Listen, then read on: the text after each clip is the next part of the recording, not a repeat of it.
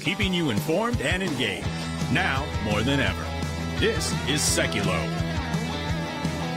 We want to hear from you. Share and post your comments or call 1-800-684-3110. And now your host, Jordan Seculo. All right, welcome to Seculo. We are taking your calls, comments, 1-800-684-3110. You can go online, of course, and get your comments in as well. There's a lot to talk about today on the broadcast and kind of a look back to some of the interviews that you may have missed.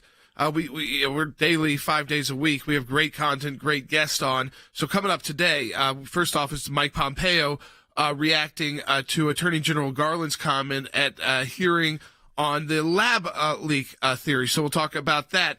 But Logan, also a friend of yours, John Rich, who joined us about a week and a half ago on the broadcast. Oh, yeah. But I'm sure people don't get to listen every day and see it every day. Really cool idea. Yeah, that's right. John Rich has started this. He came on because this was in the moment just about a week ago where Donald Trump Jr.'s business banks were closed by PNC Bank. And we know this is happening kind of over and over, this whole trend of debanking people because of their speech. They didn't even say it was for that. They didn't give reason. They just pretty much said, we don't like you. It is what it is. So John Rich has come in. You may know him from Big and Rich, as a country music superstar, but he's also a businessman. He, Ben Carson, Larry Elder have come together to start Old Glory Bank. And, man, I've never seen so much response from our viewers. You have to hear this about what they're doing in their bank. I know hundreds of you, maybe more, signed up for accounts. And we had I think just on the Instagram reel alone, about 400,000 views on just people hearing about Old Glory Bank. Yeah, I think this is, again, really important. It's a cool show because, again, if you missed that, you're going to hear it today on the broadcast. And again, it's a very cool idea that they're doing as well. And then we're going to talk about a Washington Post article detailing the conflict between the FBI and the DOJ. This, Logan, always makes me concerned because when the FBI, which is part of the DOJ, is in conflict, you know that the bad guys are not getting caught and the wrong people are being targeted. Yeah, I think we've talked about the issues that have gone on with the FBI. It feels like ad nauseum, but just they keep coming up. New stuff keeps arising. Feels like everything has become politicized. And we talked about that on shows last week as well. Each topic seems to become more and more political and less about getting the job done. Yeah, and then finally, Congresswoman Tinney will join us as well about the northern border, which is something we've only talked about once with her, but it's getting more and more attention. Yeah, we don't talk about the northern border too much because it just doesn't seem to be where the crisis is happening, but we know more and more that's starting to not be the case. Yeah, in fact, you've got Border Patrol agents have been offered the opportunity to go to the northern border and ICE officials because they're seeing an increase in people from Latin America flying to Canada to go through our northern border because it's more porous. Yeah. Hey, we should talk also for a minute before we get to our first guest coming up in just the next segment about the matching challenge that we're in the middle of right now. So we got a couple minutes. So yeah, right now we are in the middle of our March matching challenge. That means any donation made to the ACLJ is effectively doubled. So you like this broadcast, you like what we do here, you see the great work that we're doing, whether that is in the courtroom or whether that is in the media, that can't be done without you. And right now at the ACLJ, all donations are effectively doubled. What that means is there's another group of donors who've already said, yes, we will pledge to give whatever is received in the month of March. So right now, if you give $10, that becomes $20. You give $1,000, that becomes $2,000. So it is a big moment for us when we do these matching challenges, not something we take lightly. I know you hear about it a lot. It's because it's very important. And like Jordan said, it helps us figure out how we allocate our funds for the rest of the year. Sort of the end of the first quarter. Where do we go from here? What do you guys want? What other work could we do? There's going to be so much going on with the ACLJ. So we encourage you to support that work. Go to aclj.org. While you're there, not only make a donation, check out all the incredible content we have there. Some of the best writers have written just incredible content. Our incredible video team has put together awesome clips, awesome shorts. There's so much happening right now at aclj.org. That's right, aclj.org. Double the impact of your donation. It's a critical time. If you've had to cut back on donations, but you still want to make a charitable contribution, this is the time to do it because you're going to double the impact of your donation. So if you had to cut down from a $20 to a $10 donation, it's still like donating $20 because you're going to get it matched. Go to aclj.org, donate today. We'll be right back.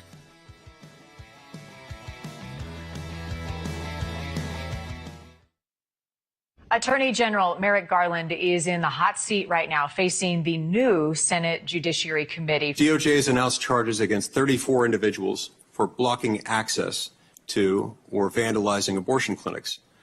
And there have been over 81 reported attacks on pregnancy centers, 130 attacks on Catholic churches since the leak of the Dobbs decision, and only 2 individuals have been charged. So how do you explain this disparity by reference to anything other than politicization of what's happening there? I will say you're quite right. There are many more prosecutions with respect to the blocking of the abortion centers, but that is generally because those actions are taken with photography at the time, during the daylight, and seeing the person who did it is quite easy. Those who are attacking the pregnancy resources centers, which is a horrid thing to do, are doing this at night in the dark. A Catholic pro-life demonstrator, father, was accused of disorderly conduct in front of an abortion center. Your Justice Department sent between 20 and 30 armed agents in the early morning hours to the Houck's private residence to arrest this guy. All I know is what the FBI has said, which is that they made decisions on the ground as to what was safest and easiest. Are you telling me that, in your opinion as Attorney General, it was objectively necessary to use 20 or 30 SWAT-style agents with long guns and ballistic shields for these people? What I'm saying is that decisions about how to go about this were made on the ground. It's a disgraceful performance by your Justice Department and a disgraceful use of resources. All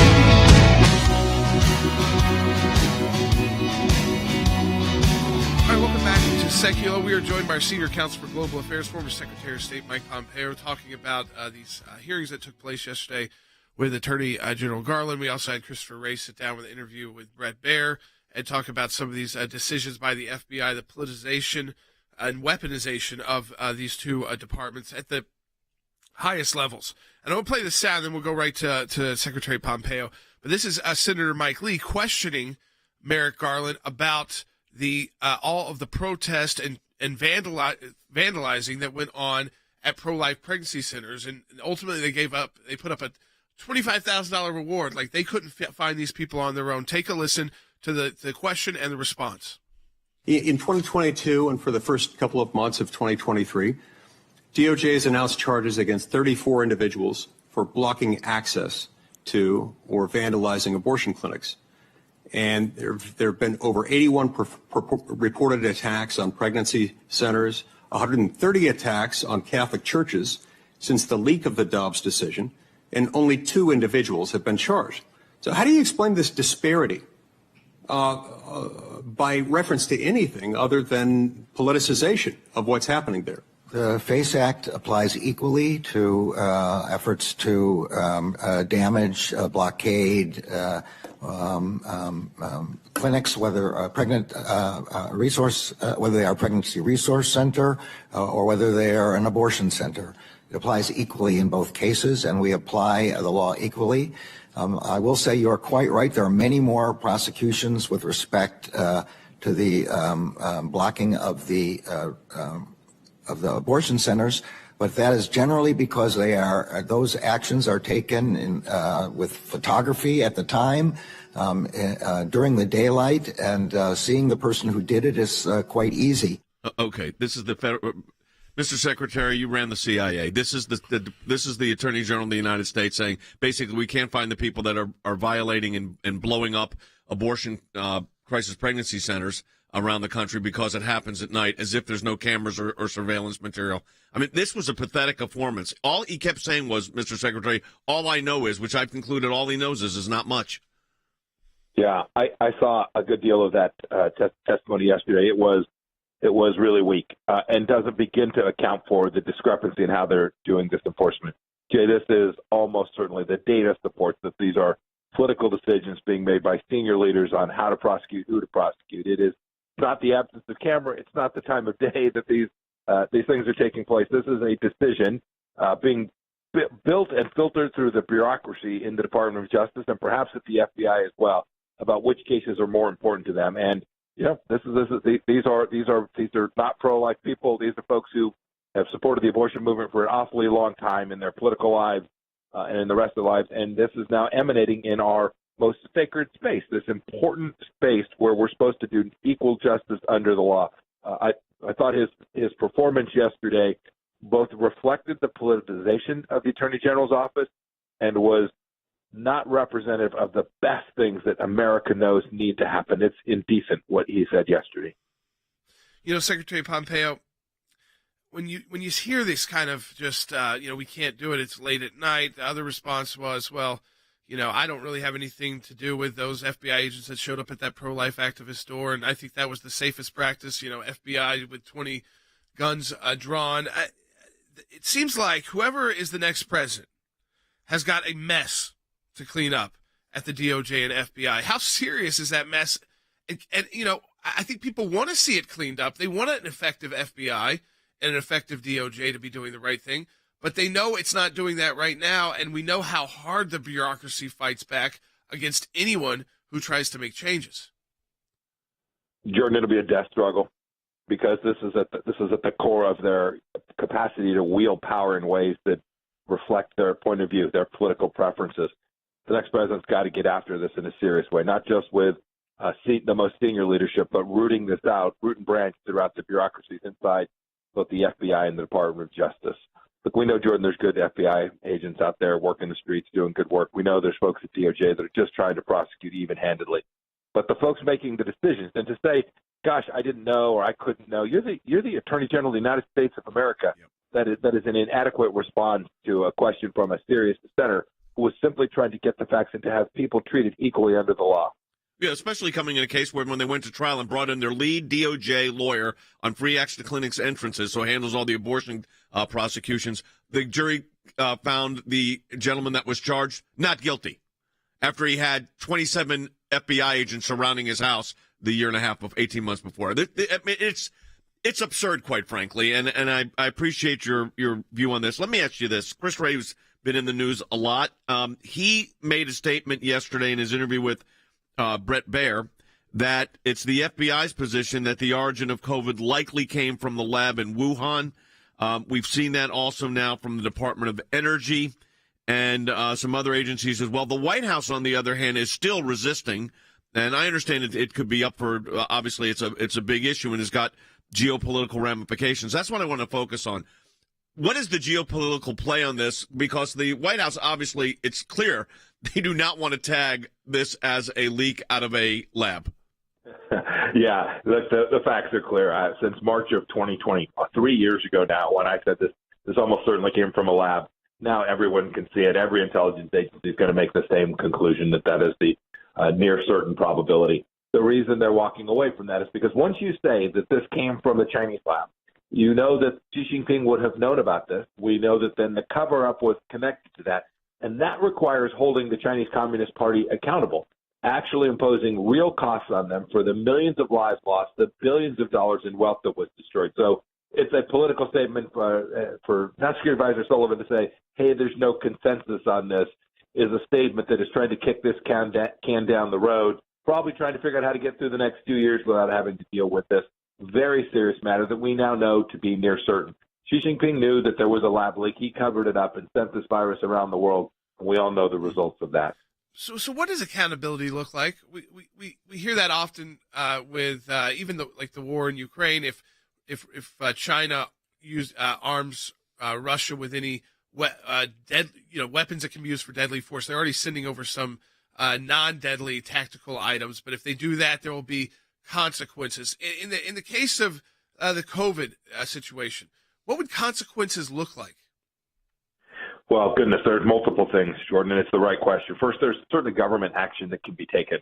Don't forget this lab, this Wuhan Institute of Virology is still open, still doing science and research. I pray no longer American money in there doing it, but getting that thing shut down is a governmental task. Second, there should be financial consequences for the decision makers and for the Chinese Communist Party. And I know you folks at the ACLJ, you guys have done great work on cases just like this before. I Hope everyone listening understands that. I'm sure you all are thinking about a strategy to go hold accountable financially those who imposed real financial costs on Americans.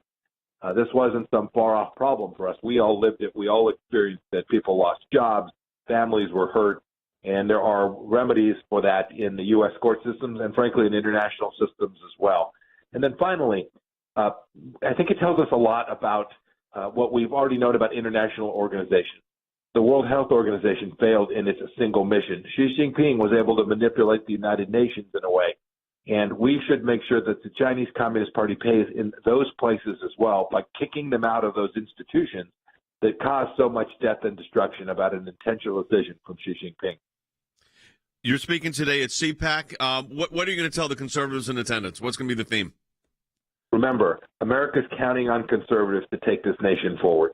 The core ideas that we have known, Jay, that you've worked on, the ACLJ has worked on for decades, these are the right principles to build America back to the right place, whether it's the Wuhan virus, whether it's an attorney general that is prosecuting ways that are deeply unfair. The way you get this back is by hard-nosed conservatism that understands American greatness, never apologizes, and always works to put the American people in the front of everything they do, whether it's abroad or here at home. Very good. Mike Pompeo, of course, Senior Counsel for Global Affairs for the ACLJ, former Secretary of State, Director of the CIA. Mike, thanks as always. I want to reiterate what Secretary Pompeo just said, and that is your support of the ACLJ and all these issues that we just discussed in this segment are really critical. This is how we engage on these issues, and that's where your support comes. And I encourage you to go to aclj.org and stand with us in our Matching Challenge campaign. Jordan's going to lay out how that works for you, but it's really important that we hear from you. So it's simple. What we do is we have a group of donors that are loyal to the ACLJ that come together and say we will match the donations that come through in the month of March to ACLJ. So if you make a $50 donation right now at aclj.org, that group of donors will match that donation. So you have to take the initial action for them to, of course, for the match to occur. So it takes those of you who are listening right now to make that donation. And by the way, don't get scared away by amounts. It could be a $5 donation. And when that's matched, it's matched by another $5 donation. So it's like $10. If you were able to donate $15, that's matched by another $15 donation. So it brings in $30 to the ACLJ. Without your initial action and your donation, we don't get that matching promise. That only occurs through you taking action and donating, which you do online at aclj.org. Right on the homepage, you'll see Matching Challenge. Can't miss it. Takes a couple of minutes to donate at aclj.org. Be a part of that match.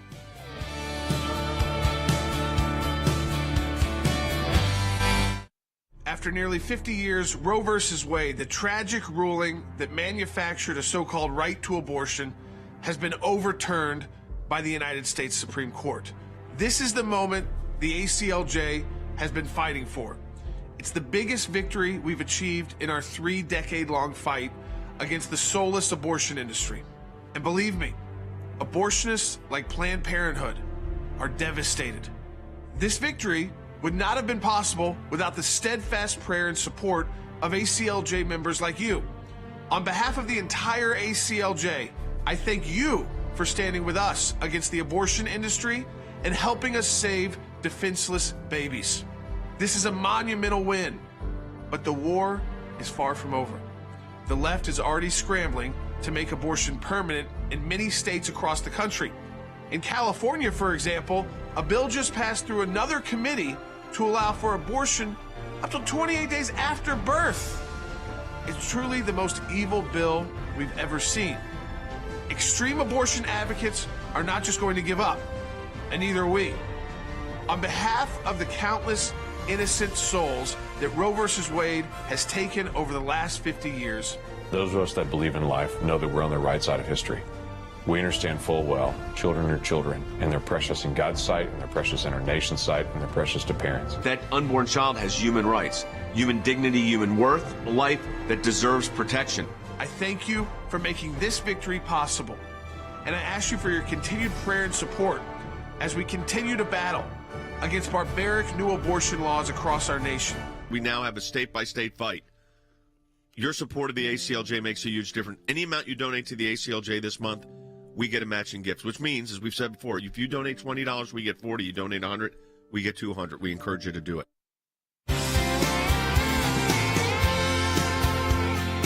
PNC Financial Service Group, PNC Bank, cancels its business relationship with Donald Trump Jr.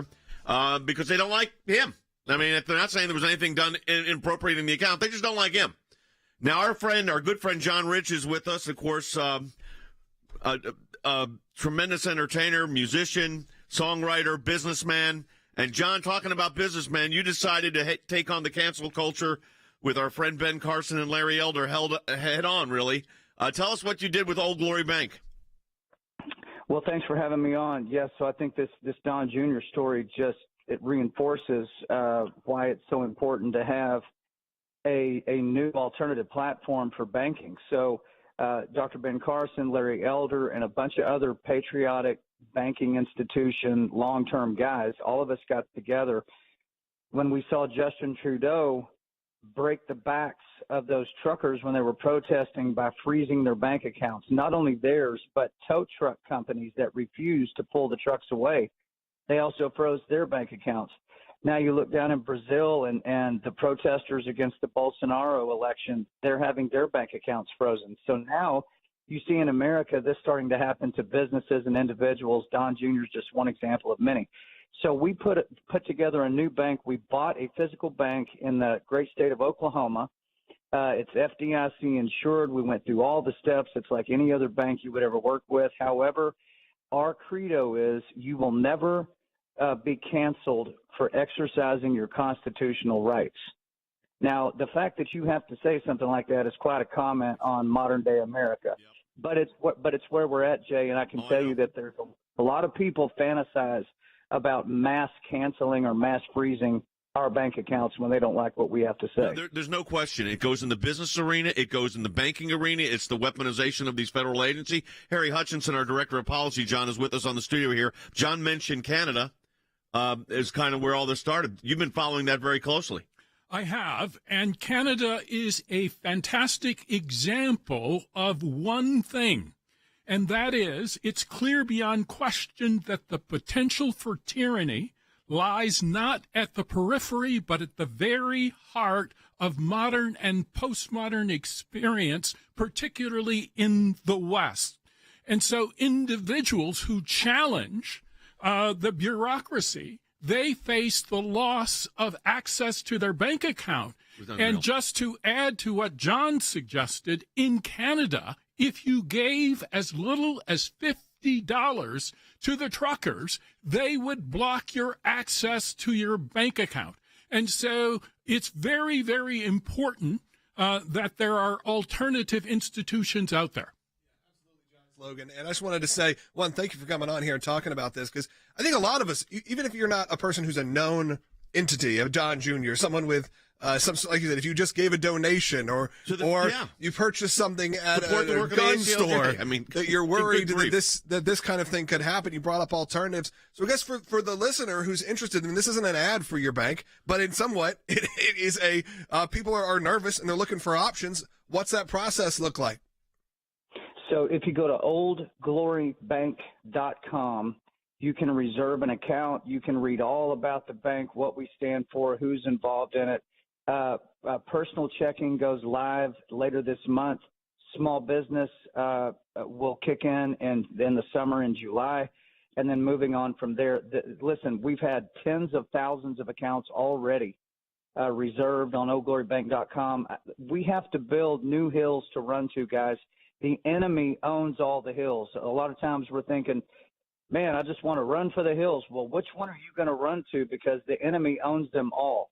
And so I want to make something clear, though. A lot of people have asked me, hey, if you guys are FDIC insured, what's to keep Old Glory Bank from not canceling my bank account when Joe Biden or whoever else tells you have to? And what people don't understand is the bank has a choice to make.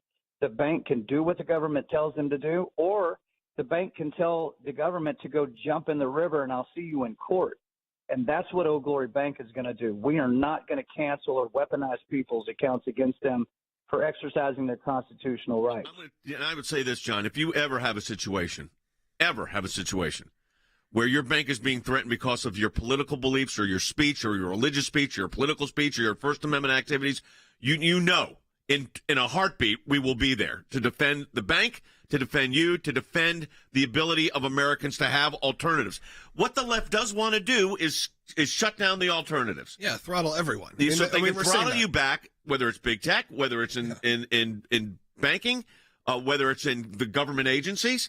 This is how you have to fight back. You've got to. It's like we built alternative universities, Regent University, others, because you had to offer high academic excellence, but you also at the same time wanted to be very clear that you had a mission. Yeah, it's why we're on Rumble now, and Rumble has tripled our numbers on every other platform that we've been on, because we're being throttled on YouTube, throttled on Facebook. We know this. We could see it. It's kind of, at this point, it's undeniable that it happened, because once we started moving everyone to Rumble, everyone plus decided to come back. John, let me ask you this.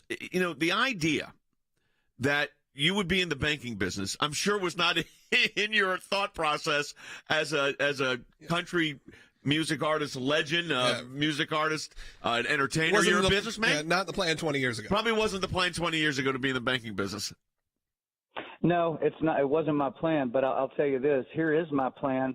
I'm going to live as a free American man, and I want my children to be free American men, and I want our generations long after we're gone to be free.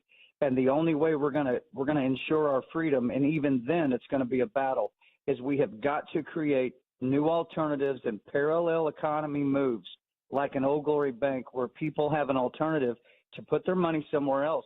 Listen, if they can choke you out, if they can take away your access to the money you earned and paid taxes on because they don't like what you had to say, or they don't like what protest you went to, or they don't like what rifle you own, or whatever the hell they want to come up with for a reason to cancel your bank account. If we don't come up with alternatives, guys, we're hanging ourselves. And so we have to be forward thinkers.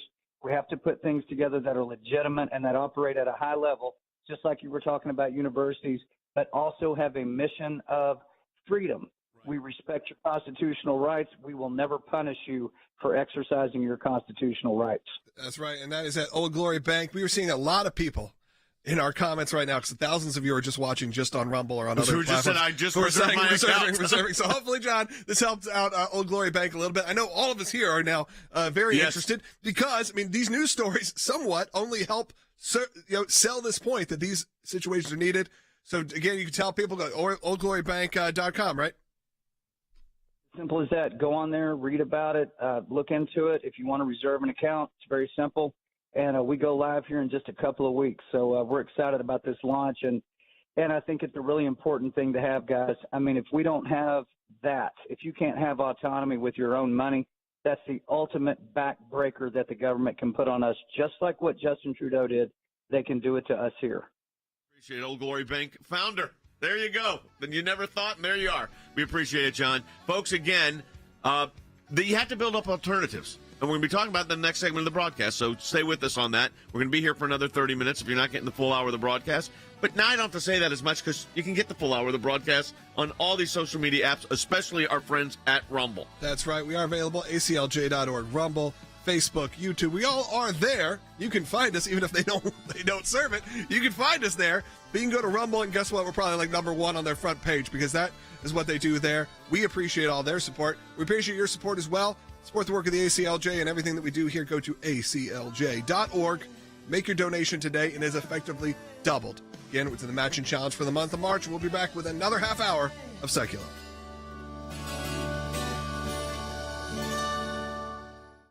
The Freedom of Information Act allows people to petition their government and ask for the background information as to why they came to a certain decision. It's thousands of pages of paper, and in those thousands of pages of paper, you usually find a nugget. We are entitled as citizens of the United States to know about how our government works. Government agencies acting out of control. They want to keep Americans in the dark. That's why it's incredibly important to have the ACLJ constantly pushing to find out what the background information is. Do you remember the Iran deal? There was a video about what took place on that deal, and it was edited. And the edit took out the key part of what was going on. State Department, White House, editing videos to keep it from the American public. We have exposed that in our FOIA litigation, and we do that every day that we bring these cases. We took it to the IRS. No one ever does that. And because of it, it's a very weak government agency that used to be the scary government agency. What the IRS was doing was violating the Constitution and statutory law. Because of the litigation we engaged in, it's a different agency. They can't do what they were doing before. We've got the declassified list of Obama administration officials who started asking to unmask. And they've been hiding behind in the shadows. These FOIAs bring them to light. All of this information came because we went to court to get the information. The power of Washington, D.C. only works when the rest of us, the rest of Americans, are kept in the dark. We may find one item of information in thousands of documents of irrelevancies, but we persist and we're on it every day of our lives. The work that the ACLJ does matters. It matters to policymakers. It matters to ordinary citizens all across America. Those of you that support the ACLJ, this is what it's all about at the end of the day. Think we haven't been on this, folks? We've been on it. Keeping you informed and engaged. Now more than ever. This is Seculo. We want to hear from you. Share and post your comments or call 1-800-684-3110. And now your host, Jordan Seculo. All right, welcome to Secular. We are taking your calls, comments, 1-800-684-3110. You can go online, of course, and get your comments in as well. There's a lot to talk about today on the broadcast and kind of a look back to it. Some of the interviews that you may have missed. We're daily, 5 days a week. We have great content, great guests on. We're going to talk about a Washington Post article detailing the conflict between the FBI and the DOJ. This, Logan, always makes me concerned because when the FBI, which is part of the DOJ, is in conflict, you know that the bad guys are not getting caught and the wrong people are being targeted. Yeah, I think we've talked about the issues that have gone on with the FBI. It feels like ad nauseum, but just they keep coming up. New stuff keeps arising. Feels like everything has become politicized. And we talked about that on shows last week as well. Each topic seems to become more and more political and less about getting the job done. Yeah, and then finally, Congresswoman Tinney will join us as well about the northern border, which is something we've only talked about once with her, but it's getting more and more attention. Yeah, we don't talk about the northern border too much because it just doesn't seem to be where the crisis is happening. But we know more and more that's starting to not be the case. Yeah, in fact, you've got Border Patrol agents have been offered the opportunity to go to the northern border and ICE officials because they're seeing an increase in people from Latin America flying to Canada to go through our northern border because it's more porous. Yeah. Right now we are in the middle of our March matching challenge.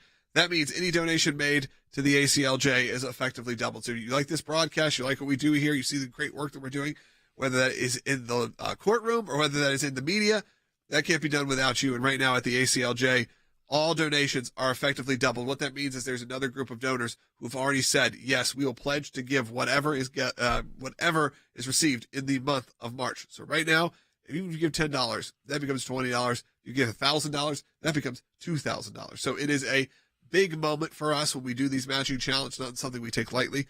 I know you hear about it a lot. It's because it's very important. And like Jordan said, it helps us figure out how we allocate our funds for the rest of the year. Sort of the end of the first quarter. Where do we go from here? What do you guys want? What other work could we do? There's going to be so much going on with the ACLJ. So we encourage you to support that work. Go to aclj.org. While you're there, not only make a donation, check out all the incredible content we have there.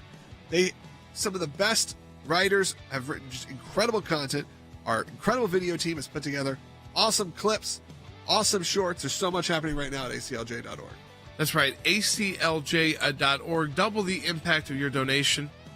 It's a critical time. If you've had to cut back on donations, but you still want to make a charitable contribution, this is the time to do it because you're going to double the impact of your donation. So if you had to cut down from a $20 to a $10 donation, it's still like donating $20 because you're going to get it matched.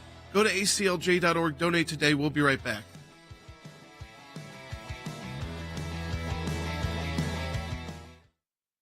Mark Houck, Pennsylvania pro-life activist, arrested at his home in front of his family for an alleged violation of the Freedom of Access of Clinics Act, alleged incident which he was protesting in front of an abortion clinic. He was recently acquitted of all charges at trial. The show of force for that arrest That decision to use that force, was that by the book? Those decisions are made, as they should be, by the commanders on the ground in the field office who have the expertise about when to conduct operations safely and securely for the safety of everybody involved. And to my knowledge, those processes were all followed in this case. Here's what I'm talking about is the dual system. You know, there's that for a pro-life activist, but not that for a Black Lives Matter protester who maybe torches a federal building over the summer. So that disparity, that dichotomy, is what sticks in people's mind. I understand that people have their opinions. All I can tell you is that we have one standard, which is irrespective of ideology, of politics. In this country, it doesn't matter what you're upset about or who you're upset with. You don't get to express that upset with violence. On the left, they get a free pass. I think it's obvious, it is clear, it is transparent. So Director Wray needs to resign or he needs to be fired. And frankly, the FBI and the DOJ may need to be dismantled to bring back the honor and integrity that it once had.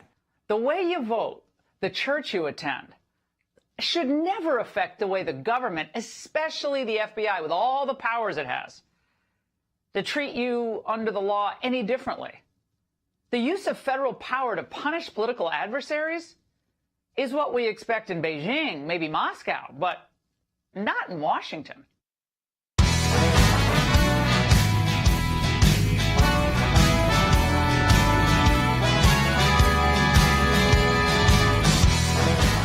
All right, welcome back to Secular. We are taking your calls to 1-800-684-3110, as well as your comments online. We did say, on Facebook, someone made a $250 donation to our matching challenge. That means effectively right now the ACLJ received $500 because of that $250 I really donation. appreciate that. So, again, it just shows how that can add up very quickly through whether you can make a donation of that size, whether you make a $50 donation or a $20 donation.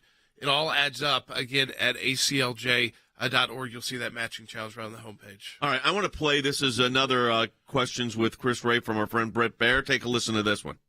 Historically, FBI protocol is that a defendant has, if he has no criminal history, is not believed to be violent or pose a threat to public safety, that he or she is permitted to self-surrender rather than subject dynamic execution of an arrest warrant. And here's what I'm talking about is the dual system. You know, there's that for a pro-life activist, but not that for a Black Lives Matter protester who maybe torches a federal building over the summer. So that disparity, that dichotomy, is what sticks in people's mind. I understand that people have their opinions. All I can tell you is that we have one standard,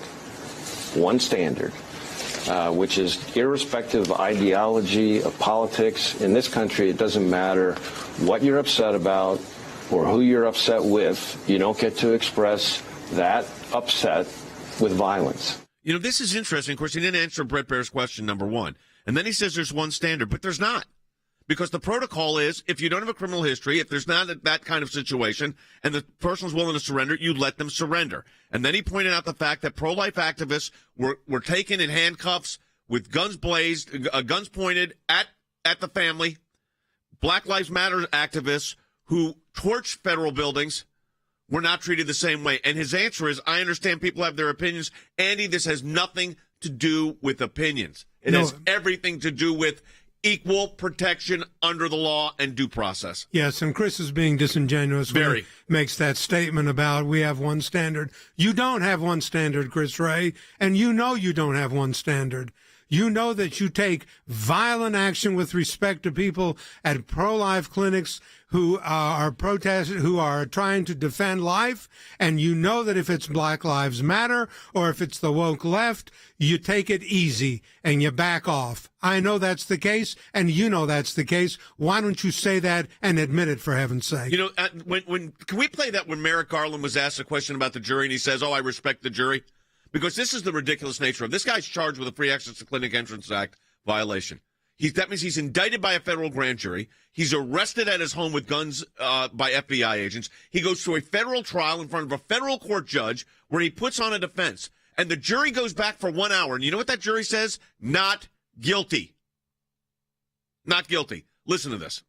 You are the Attorney General. Give me your answer. Do you think that it was objectively reasonable and they followed your guidelines in sending 20 to 30 armed agents to terrorize these people? Yes or no? The facts I have, which are those presented by the FBI, are not consistent with your description. So you think it was reasonable? I'm saying the facts are not as you describe. What, that the children weren't there? That there weren't long guns there? That there weren't agents? What do you dispute? What's the factual premise you dispute? Be FBI specific. said they don't agree with your description of... Be specific. They don't agree with what? Of how many agents, of the agents who were there, and of what their roles were. They don't agree. Do you know That's the jury in this case acquitted Mr. Houck? I'm sure you're aware. Do you know how long it took him? I am aware, and we respect the decision of the jury. Do you know how long it took him? I don't know. 1 hour. You know what? Here's the thing that's the most trouble. You said they don't agree with the FBI doesn't agree with the assessment. Well, I don't agree with the FBI arresting this guy, charging him with the crime, indicting him, Department of Justice, trying him, and then he gets acquitted. And what's his recourse then? After they terrorize his entire family. And Merrick Garland's answer is the FBI doesn't agree with your conclusion. Does the FBI agree with my conclusion that they made up the Russian probe? Do they agree with that? Do they agree with that Strzok and Page we're trying to take down a sitting president of the United States? They agree with that? I don't know. You want to go through the list? Did the FBI agree when they put in a FISA warrant that they changed what the actual email said that was the predicate of the FISA warrant and lied to a federal court judge? And that lawyer's disciplined, by the way, is he's suspended for 6 months. 6 months. And that was an FBI lawyer.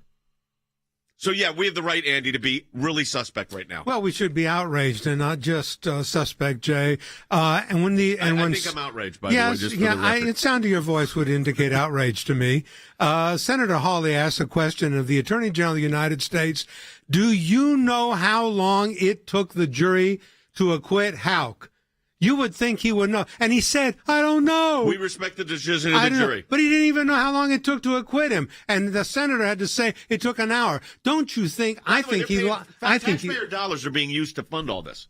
You realize that? The trial, the arrest, the FBI agents using all these DOJ attorneys. And then again, like Josh Hawley said, at the end of the day, it took them an hour to acquit. As Andy said, most of that time was probably spent just determining the kind of the logistics of the jury. But we can't catch those ones bombing the clinics because you know what, folks? They do that at night. And when you do stuff at night, the FBI can't figure out who did it because that's surveillance. Since most crime is done at night. Most crimes are at night. So is that really America? This is pathetic. Pathetic. But he is pathetic. Yes, he's been. That's why he didn't deserve a spot on the Supreme Court. And they gave him this in return, and it's just it's not as bad as a lifetime appointment, but you wonder why we have crime running rampant through all the country.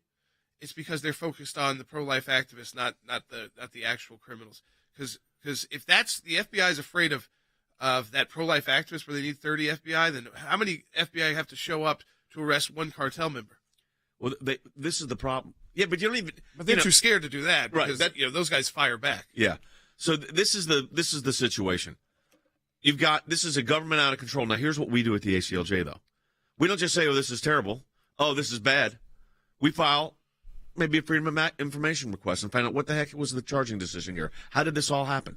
Who was getting these emails from these people? Who was making the decisions on the FBI field office makes these determinations in accordance with protocol? What does that protocol actually say in your Department of Justice FBI manual, which is supposed to be the way this is done? This one blames it on the field agent. This one blames it on the manual. We give equal justice. We treat everybody the same. We just can't find the people that blow up the abortion pro-life center. Sorry about that. Can't find them. They're not out here. Can't find them, but everybody else we can. This shows you the absurd nature of this, but this is where the ACLJ comes in. When we go to court, whether it's on a Freedom of Information Act request or whether it is in federal court defending life, you're getting us there. And that's one of the things I want to talk about. Because in talking about getting us there, we had one of our lawyers yesterday in Maryland defending life on a Maryland legislation that is so broad. It's another one of these perinatal situations, which is abortion up to the time of delivery. Take a listen and take a look if you're watching on our social media. If Maryland wants to add this extreme bill to its constitution, I urge you not to do it under the guise that this goes back to Roe or that Dobbs made this necessary. This has nothing to do with Roe. This is so far beyond Roe. I heard at the committee last week before the House testimony that this would actually allow late-term abortion up to birth of a healthy baby. And they weren't open to an amendment. It's not tied to viability at all. This is not going back to Roe, and we respectfully request that you report this bill unfavorably. Thank you. Do you want to talk about what, when we do those hearings, what we're trying to do is the predicate to court action? Yes, and it's also to make sure that the legislators there are exposed, those who are on the payroll of Planned Parenthood through their campaign donations and doing Planned Parenthood's bidding, that what they are selling to the people is not, in fact, what they are voting on in the legislature. They are not just trying to codify Roe. They're going way past Roe and allowing, as been said, abortion up till birth, and that there's no viability standard. That was Roe. There's no viability standard at abortion at 9 months. The child's viable. The child's viable at 8. And we know through technology it can be viable much earlier than that through other procedures. But this is the abortion distortion on display. We make sure that it's noted that they know exactly what they're voting for is infanticide, nothing more, nothing less. And that, again, we did defeat this the last time through. It's a little tougher this time in Maryland because you've got a Democrat governor. Yeah. We had a moderate Republican governor who was not pro-life but was against late-term abortion, so it didn't move that time. So now they're trying once again. And again, we don't give up in these kind of states like Maryland. People would honestly, I think, kind of say, well, I can't believe you're even fighting it out in Maryland. I just want to remind you, we beat them the first time out, so you've got to go back. I mean, last week we had the situation where they wouldn't let Ben testify. Right. And it was some procedural change they had made post-COVID, even though we had testified a number of times. And about half the times we've been invited to testify, we've been shut down there. But do we show up every time? Yes. Every single time. Now, folks, stay tuned. If you're watching our social media apps, share it with your friends. Because we got one more on the FBI and the Department of Justice we want to go through because it's outrageous. What the Richmond office did, and we're in court on that one. We'll tell you about that when we come back from the break. Support our work. Keep this broadcast on the air, aclj.org. Support the work, what we're doing with our Matching Challenge campaign at aclj.org. We also have Congresswoman Claudia Tenney joining us as well from New York's 24th Congressional District about the border surge, not at the southern border, but where she represents the northern border, Canadian border with the United States. You don't want to miss it. Be right back.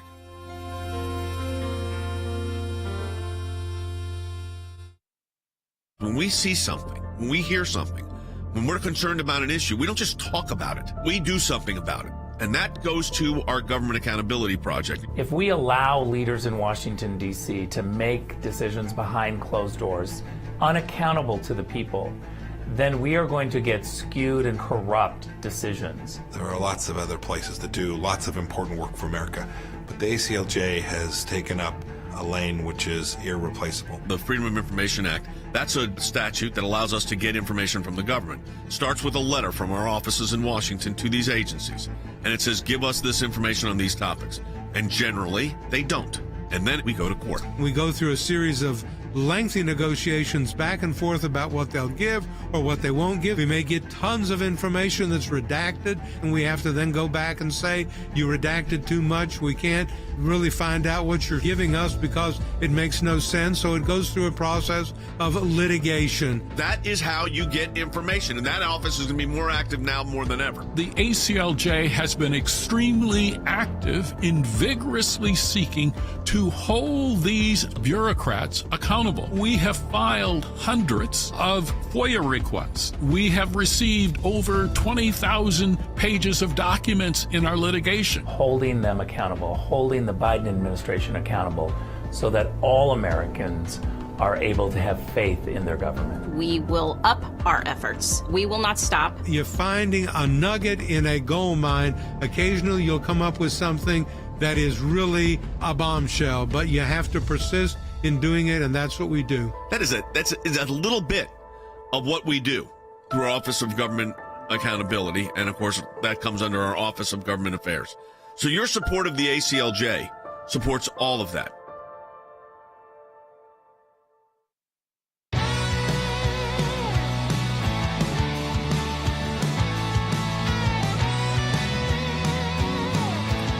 All right, Welcome back to Secular. We're joined now by a great friend of the broadcast, good friend of the American Center for Law and Justice as well, Congresswoman Claudia Tenney, who represents New York's 24th Congressional District. And that's key to the first part of our discussion with Congresswoman Tenney, because, Congresswoman, we have heard about a surge of illegal immigration at the northern border. I just want to make sure it's clear for everybody. And you, along with your colleagues, because you represent Americans who live on and near that border, you've launched a Northern Border Security Caucus. It's almost shocking to me that this is necessary, but tell people about what's going on. Well, thank you for having me on, and thank you for highlighting this. And while everybody's focused on the southern border, you can go back to my interviews even years ago where I say, don't forget, there's a northern border, and we have issues on this border. And what's happened is the overstressed situation on our border agents in the southern border, because of the failure of the Biden administration and Secretary Mayorkas to enforce the law, to do the common sense things that we did under the Trump administration, continues to cause this cartel control of the border, whether it's trafficking drugs, human trafficking, the disasters we're seeing throughout our country. And we've diverted so many of our northern border agents, who control a huge swath of land across, all the way across, including a big part of New York, have been diverted to the southern border to try to help deal with the mass immigration there. We now see in the northern border of New York, and that's I'm just referring to the Swanton sector, is actually over 800% increase since Biden took office. So this is a major problem up in the New York region, and we don't have the border agents to handle it. We also have a state reservation, a Native American reservation on that border with Canada that sort of crosses the border, and that's controlled by our New York governor mostly. There's some arrangements that have been in place, but for decades it's been a problem.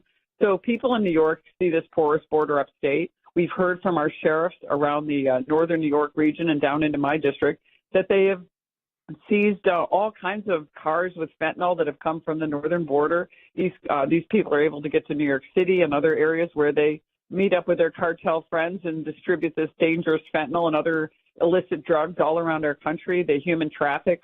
We've heard about gun running. It used to be illegal cigarettes until the Democrats made them legal and really hurt our other cigarette manufacturers against them. So this has just been an area that has plagued New York, and is even worse now because we don't have border agents who can focus their time on this really important issue. You know, the border issues are significant around the country, and you're right, the northern border has not gotten the attention. We've talked about it here when we've talked about it with you before.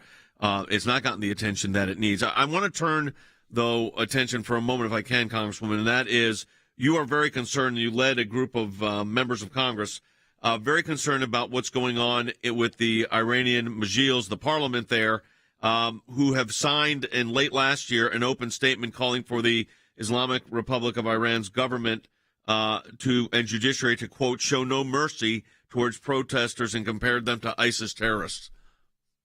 Yeah, this is something that's devastating. Actually, it's bipartisan. Can you believe it? I teamed up. Marco Rubio and, of all people, Katie Porter, Senator Cardin, and numerous others. We teamed up. I led the letter with Marco Rubio and called for our Director of National Intelligence to look into this.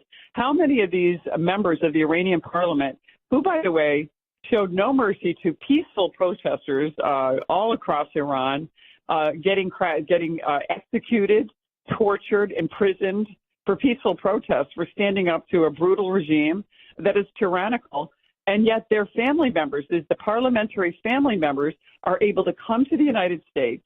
They're able to get jobs, earn American dollars, go to school, learn at American universities, and buy land in America. And there's nothing being done by the Biden administration. This feckless administration continues to ignore this unique opportunity, this once-in-a-lifetime opportunity, where we have a regime that is weakened, where if we could exhibit strength and keep on the pressure campaign that was put in place by President Trump, enforced by Secretary Pompeo, with what we were doing with Iran, maximum pressure, taking out Soleimani, taking out al-Baghdadi, putting pressure on the Iranian regime's military police, and holding them accountable. But the Biden administration remains, neutral, trying to get into this weak, and re-engage in this weak nuclear program, and it's just disastrous. But we have these people pleading for help. This is not 2011 when people are seeking reforms. These people are seeking democracy. They're seeking peace. They're seeking freedom, and they're seeking a chance to turn this regime by the people against a regime that's been in place since 1979 when the Shah was overturned.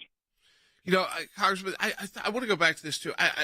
It's nice to hear that there's some bipartisan work on Iran, because the human rights abuses are so egregious. Their military actions, the attempt to get nuclear weapons, the rhetoric that they use against the United States and our ally Israel, the calling for the destruction of our country, of the state of Israel as well, and that it shouldn't be a partisan issue to oppose this Iranian regime. And it seems like, while there may be some of that pushback that goes on from the executive branch, that Congress and the legislative branch is waking up to the fact that, hey, we need to unite around this issue. Oh, absolutely. And it's amazing that the Biden administration remains very quiet on this whole issue. It's like, oh, great, there's Iranian protesters. That's nice. Much the way the the Obama administration looked at it. And I don't know, Joe's memory is not that great. And I wonder if he thinks this is just a replay of 2011. I think a lot of Iranian experts and people will tell you that watch the Middle East. This is a unique opportunity. This is different. These are people seeking a new government, but on their own, through protests, dangerously putting themselves in harm's way, where they're on an execution list. I mean, this regime is executing people. This government is supporting, the ultimate, as you said, the ultimate penalty of killing and executing human beings who are simply asking for freedom, for a chance to have a voice in their government. And where's Joe Biden? Joe Biden is busy wandering around, not really dealing with this issue. Who knows what he is, criticizing poor women who have lost their children to fentanyl overdoses and mocking them and laughing at them. I mean, this is really incredible that we're seeing this. And the interesting thing is, look at the bipartisan support, because guess what? The Iranians around the world, the diaspora who have gone other places, have done exceedingly well, because this is a country that is known for its historic achievements and contributions to humankind for centuries. The Persian culture, a very educated part of the world that has been ravaged and destroyed by this regime, by this, religious tyranny that we have there. And they're causing disruption and violence in the Middle East, the biggest sponsor of terrorism, the biggest problem that Israel faces, our partner in the Middle East. Imagine a free and democratic Iran could change actually the world, because peace in the Middle East would really change the balance of power. You're right, Congressman. We appreciate you being on. Thank you so much for all you're doing for your constituents, but also for all of us around the country. We appreciate it so much. Folks, again, your support for the ACLJ makes such a significant difference, and we're in a matching challenge campaign. It means this: any amount you donate, we get a matching gift for. It's that straightforward. If you donate we had somebody donate $250 today via Facebook. Great. That's matched. That means we got $500. Many of you have done it by also on Rumble and our other social media apps, and also by radio. ACLJ.org for that. ACLJ.org for the Matching Challenge campaign. We've got a lot more to talk about on tomorrow's broadcast. We couldn't get to a lot of it today because there's so much going on. We'll talk to you then.